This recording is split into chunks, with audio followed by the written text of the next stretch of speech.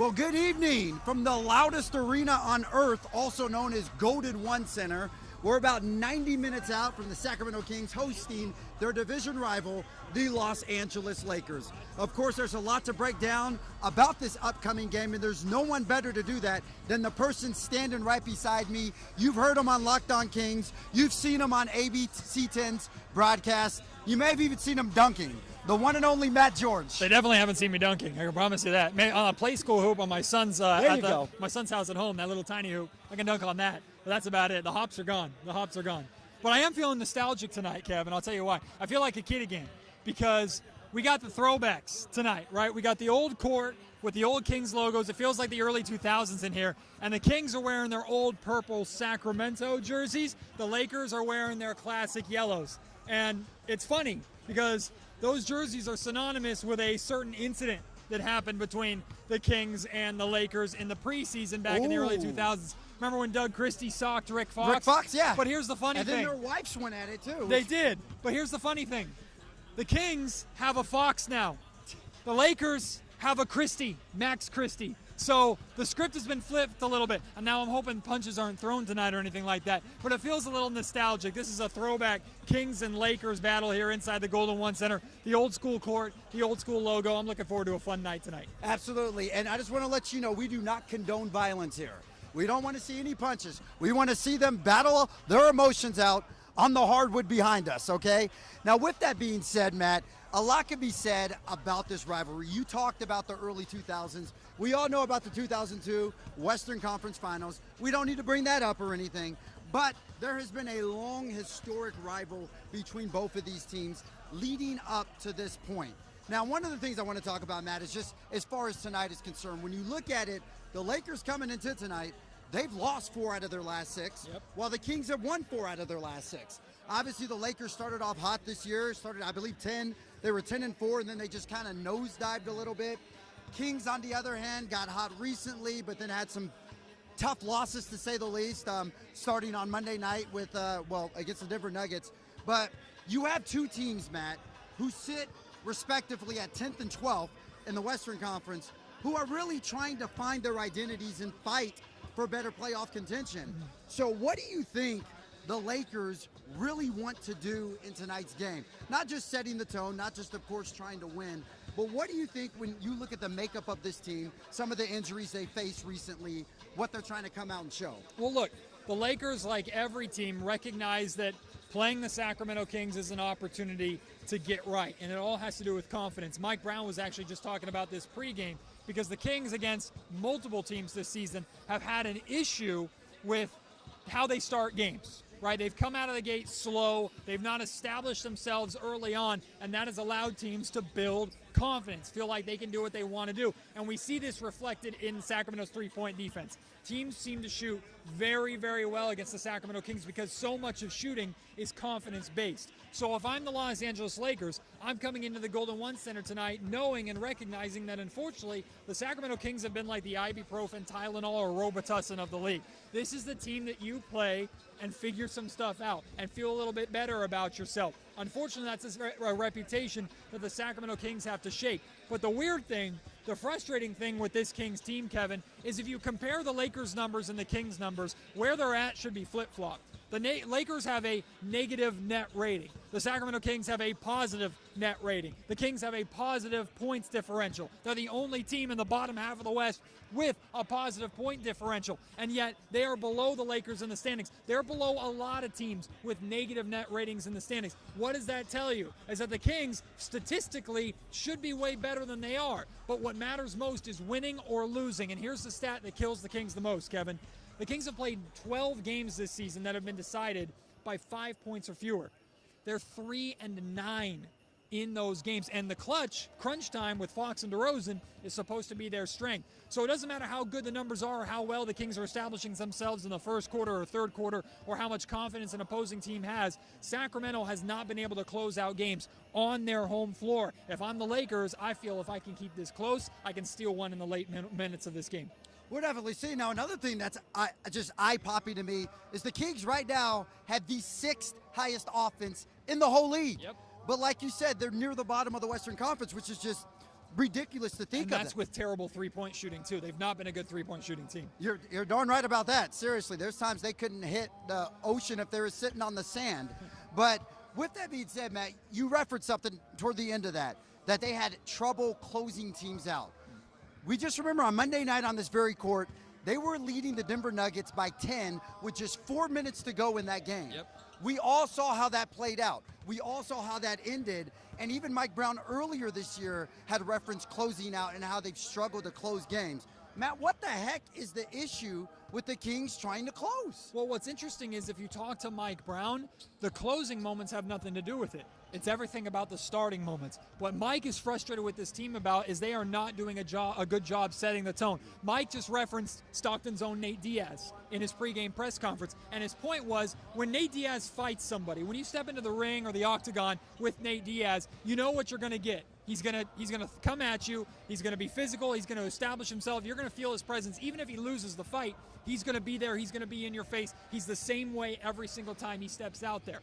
That's what Mike wants the Sacramento Kings to be. And unfortunately, the Kings have been inconsistent, not just game to game, but quarter to quarter, minute to minute, possession to possession. The Sacramento Kings don't always play the same way. And how can you expect to be a consistently good basketball team if you consistently won't approach each possession the same way? So for Mike, closing is an important aspect, and we're seeing the Kings are not doing a good enough job closing games. But in Mike's opinion, the Kings would never be in the position to where they're only up by 8 or 10 in the fourth quarter if they weren't down by 20 in the first quarter, right? The Kings have this ability. I say the Kings are never out of a game, but they always seem to be down, right? For some reason, this Kings team needs to fall down big to get into this mode of desperation to really turn it on. At that point, they can go on these massive runs and turn a 20-point deficit into a 10-point lead. But imagine if you woke up like that from the jump. Imagine if you were like that with the game tied, not down 20, because you go on that massive run, suddenly you're up by 20 or 25 points. You don't really have to worry about the game being close down the stretch. So yes, the Kings need to do a better job with their late game execution, but for Mike, it starts with establishing yourself from the get-go to start the first and third quarters. And that's very important. I mean, you think when you get out of bed, a lot of people don't get out of bed running full speed. Right. They gradually get that way as the day. But Mike is saying, y'all jump out of the bed when that clock starts. Y'all need to jump out and play hard. And Matt, I'm glad you referenced what he just said in there, because there was something else that stood out. He was like, we need to come out and punch early. We need to punch early. We need to come out and set the tone early. I'm paraphrasing in a way. Right. And something I'll never forget is 2 years ago when the Kings had ended that playoff drought and they were playing the Golden State Warriors in the first round. Malik Monk said on several occasions, we need to come out and punch them in the mouth. And I think that's the same kind of philosophy and attitude that you want, because you don't want, like you referenced with Denver, Monday night, the end of that first quarter was 41-21. Kings were 21. Denver, once you go down 20 points in the first quarter, you're basically playing catch-up the rest of the game. And you have to use a lot of energy just to get back in it. Thank you, which the Kings did. Like I said, they were up by 10. But anyway, like I totally agree. Like, starting strong is important. Now, there was something else I wanted to reference about DeAaron Foxs and his leadership and what he's coming into right now. In his 8th season, is it? Season 8. Season 8. So, the thing is, I heard him the other day talking about, or Mike Brown, yesterday in practice, saying that he wants to see more from DeAaron. Yeah. He likes what DeAaron's doing. He said, quote, DeAaron is on the verge of being a superstar. Mm-hmm. But with being a superstar, there's a lot of responsibility that comes with that. Can you be the guy to put the team on your back and lead them to the promised land day in and day out? And he had some interesting things to say, like, DeAaron is great, but he also was holding DeAaron accountable. Sure. Saying that I do expect more from DeAaron with that. When you look at, and this is an important year for him, because of course he refused a max contract. If he makes an All-NBA, there's a lot of financial compensation that can come out of it. So it is a big year, and we already saw DeAaron drop, 60 points a few weeks ago. So we know what he can do, but when you look at DeAaron and him playing around DeRozan and DeMonis, two guys who average over 20 a night, do you feel that DeAaron is being a little more passive, excuse me, and just attacking at certain times when he needs to attack and kind of letting the game come to him? Or do you feel that DeAaron basically needs to jump out of the bed when that alarm clock hits and go straight killing? Well, here's the thing. DeAaron Foxs is being asked to do a lot. And that's not an excuse. That's the reality. You're a superstar, and on top of that, he has the ability to be a two-way superstar. DeAaron Foxs, I think, has embraced the challenge on the defensive end better than anybody on this roster. He has grown exponentially as a defender since Mike Brown came here to Sacramento, and we attribute that to Mike Brown's coaching, the coaching of Luke Louts. But he's also expected to be so much on the offensive end. But here's the thing about DeAaron Fox's leadership. DeAaron is not a Draymond Green. DeAaron is not a guy that's going to grab you by the collar and go, look, do this right. That's not who DeAaron is. DeAaron Foxs is a leader by example.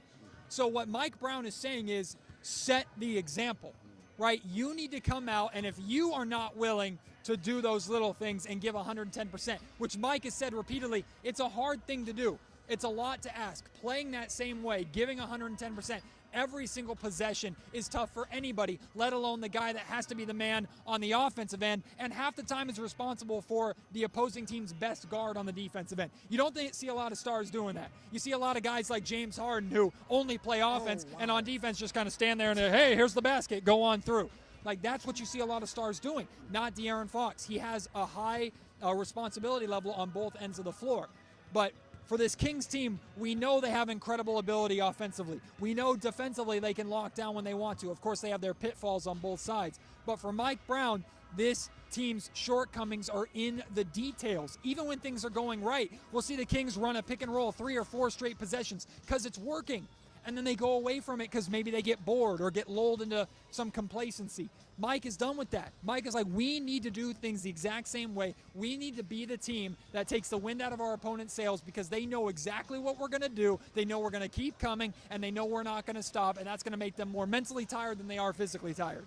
That's what Mike Brown is about, and it has to start with DeAaron Foxs, who is, 1, the fastest player in the league, and 2, when he wants to be, is literally unstoppable. We've seen that. And look, Mike issuing this challenge to DeAaron Foxs is a good thing. Some may see it as, why is the head coach calling out the star player? Are you going to tick off the star player? That's not what I get at all. Because Luke Louts, who's one of the lead assistants of Mike Brown and also the guy that works with DeAaron Foxs every single day, Luke Louts challenged DeAaron Foxs early in the season. Hey, attack the basket more. Get to the paint. Touch the paint more. You want to know how DeAaron Foxs responded to that challenge? The next 2 games, he scored a combined 109 points.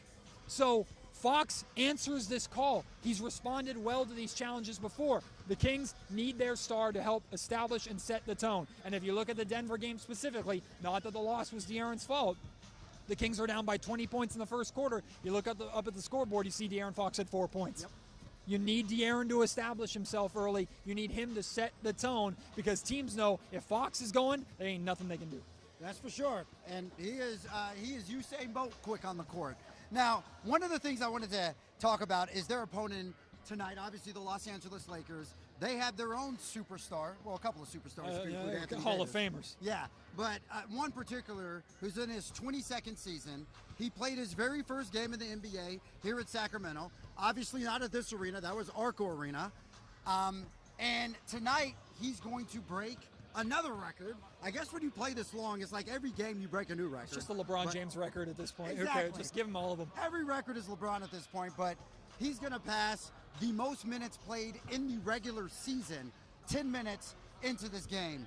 When you look at what that man is able to do at almost 40 years old, he turns 40 in a couple of weeks. And I know he's on a minute restriction, but you know, the stuff that guy is willing. I'm trying to think, Matt, when he came into the league, you were like probably 3 or something? I was not that young. I was actually at that first game. I was at that first game when he came into the league at 18 years old. How much was your ticket? I don't remember. My uncle took me, but I remember my uncle turning to me and going, this kid's going to be special. And I remember the amount of media that were there. My uncle was explaining all this to me. I was probably 8, 9 years old. I don't really remember all that well. But we're pointing everything out like this kid is supposed to be an absolute superstar. The Kings won that game, but LeBron James was being guarded by Doug Christie that night, and he still went for 20. So that's how good LeBron has been from the get-go. Yeah, absolutely. You knew that. You knew he was something special the moment he stepped on the court. Well, now, Matt, 22 years later, you're actually working the game that LeBron is playing at, and just to see his career, his evolution as a player, Mike Brown just said, quote, that LeBron is the smartest guy he's ever been around. He called LeBron a genius. Yes. Of course, Mike Brown coached LeBron back in Cleveland. But when you look at what LeBron has not only meant to the game, but to the Lakers organization and whatnot, Do you feel this is one of those moments that obviously they'll be here again on Saturday, but can you ever oversell the magnitude of LeBron James playing in your home building? Well, I've been fortunate enough to watch LeBron play in person many, many times. Like, that's one of the biggest blessings that I have. Now, do I like LeBron? No, because LeBron's typically cooking the Sacramento Kings or cooking whatever team he's playing, and I have actively, throughout LeBron's career, whether he's in Cleveland, Miami, or now Los Angeles, I've typically more often than not been rooting against LeBron just because of how good he is, how dominant he is, and the teams that he was playing against typically were the teams that I wanted to see win. That being said, here's what LeBron does that amazes me, and I always encourage people, if you have a chance to come see LeBron James play live, do it. Because what you will notice is that LeBron plays at about 60%. And I don't mean that in a negative way. I don't mean that in a way to suggest LeBron James is lazy or anything like that. LeBron James is able to play 22 seasons. LeBron James is able to be this good at nearly 40 years old because he doesn't play 100% every single time. Because he's good enough to play 60% and still be LeBron freaking James. But boy, when he turns it up to 80, when he turns it up to 90, we saw it earlier this season. The Kings played the Lakers game 2. The Kings had a big lead going into the fourth quarter, and LeBron James said, I'm going to play like it's 2016 again, and dominated, took over the game. All by himself. Like a 16-0 run just by himself. The Lakers end up winning that game. When LeBron wants to turn it on and become that superstar version of himself, good freaking luck. But at 60%, LeBron can still score at will, can pass the ball incredibly well, and yes, he's a genius. He's cerebral, so he knows where to put himself, where to find his teammates. He's unbelievable to watch. So the Sacramento Kings have to recognize that there's a pro and a con to that. The con is you're facing LeBron James. Good luck. Do whatever you can, and hopefully he doesn't get into that King James mode. But the pro is LeBron's playing at 60%.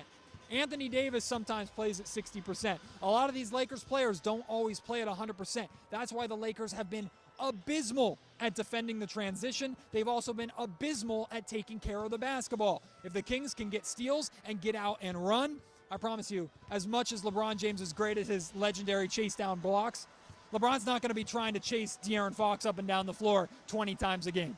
So the Kings can exploit that. You know, and I'm glad you said that, Matt, because it actually leads me to another question with you. First of all, I've had the privilege of seeing LeBron play in Cleveland, Miami, and now LA, and you said something interesting. He preserves his energy when he's on the court. You said he plays at 60%. Because he can. He could easily do that. But the scary thing is, LeBron at 60% is still better than about 95% of the NBA, which is even more scarier. But it is interesting to see him in person because you'll see him, I don't want to say take plays off, but you'll see him just a little more reserved or preserving that energy until he turns it on. And when he turns it on, good Lord, it's a watch cruise out. control. It's a cruise control setting that he Cruise has. control, He knows his body. He knows when to push and when not to push. And it's the same way like you look at Tom Brady and the legendary career that Tom Brady had. Tom Brady took care of himself. Now, football, a completely different sport. But Tom Brady took care of himself, took care of his body so that he could be as good of a player as he was so late in his career. LeBron James is a nut when it comes to taking care of himself. He takes naps before every game. His trainers are always with him. He eats right. He takes care of himself. He's already a specimen. He's already made to do what he does. And he could have dominated any sport he wants to. He is just a pure athlete through and through. But LeBron James puts in the work off the floor to maximize himself, and he knows on the floor when to push and when not to. It's part of his genius. It's part of his greatness. It's separate from Kobe's Mamba mentality where Kobe was, I'm going to go 110% and try and attack you every single time. And God bless Kobe and God bless Michael Jordan for that. But LeBron James is still playing, and LeBron James has done a masterful job at avoiding major injury because he knows when to push and knows how to take care of himself, and he's still good enough to beat you even in that cruise control. That is so true. And the one thing that LeBron James and Tom Brady have that 99.9% of the world doesn't have, a lot of money to hire the best chefs. Yeah, that helps. Dietitians, trainers, and all that other stuff. But good point. Obviously, he has to take care of his body. So one of the final things I wanted to ask you, Matt, and you kind of touched on this in the last question, is the keys to victory for the Kings tonight. Obviously, you've addressed some of their shooting woes that they've had earlier in the year. You've addressed the fact that they need to start out strong and not wait until the third or fourth quarter to flip that switch and go on.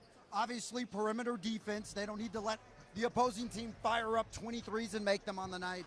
So there's a lot of things that the Kings can focus in on. But against the Los Angeles Lakers, what would you say their keys to victory are? I mean, it's a combination of a lot of things we already said, a lot of things that you already touched on. I know for Mike Brown, the key is just establish yourself early, right? Come and set the tone to start this game, to start the third quarter. Set the tone and don't let the Lakers, don't let LeBron James dictate how this game's going to go. Because if you let LeBron get into his bag, doesn't matter who you got, right? That's just LeBron James. It just is who he is. Also, look, the Domantas Sabonis-Anthony Davis matchup is a big big focus of this game. And Domas regularly dominates AD. And here's the good thing for the Sacramento Kings.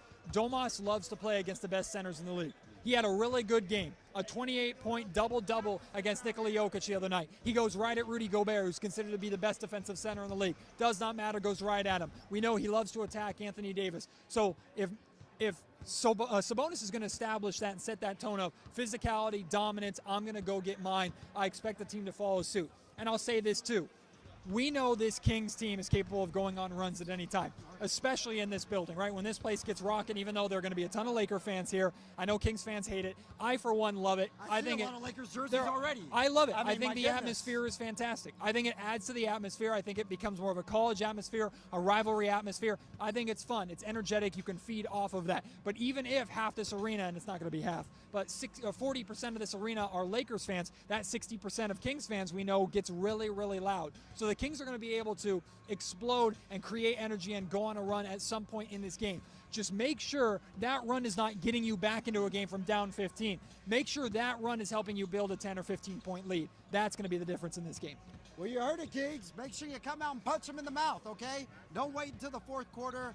It'll definitely be interesting to see what they can do. Of course, the Kings are looking to avenge whatever loss you want to call it from Monday night. And hopefully they take their anger out on the Los Angeles Lakers tonight, because of course they'll see the Lakers again 48 hours from tonight. So and then again in the third time in 5 games. So they're playing the Lakers a lot here in the near future. So set the tone. Exactly. Set the tone. Come out and punch them and show that energy. And speaking of setting the tone and showing energy, you know you can always find Matt George setting the tone and showing that energy on Locked On Kings, the podcast. You can watch it on ABC10 Plus, on the YouTube page. Please make sure to go over there for your daily dose of Kings content. Of course, Matt will have a podcast released later on tonight after the game, so be sure to go and watch that. And hopefully Matt will be talking about how Domantas Sabonis made Anthony Davis his little kid tonight. So we'll see what happens. We just need a beam. We need a beam. We need a positive podcast. But the Kings, more importantly, have to take advantage of this stretch, right? They play a lot of games in this building for the remainder of this month and into January. They don't leave California until January 10th, right? So they need to establish themselves on this home floor because, look, the Western Conference is tough. But where the Kings are at right now, they go on a 3 or 4 game win streak. They could be in 8th place or 7th place. That's how close this race is. So attack it now. Don't wait till February or March.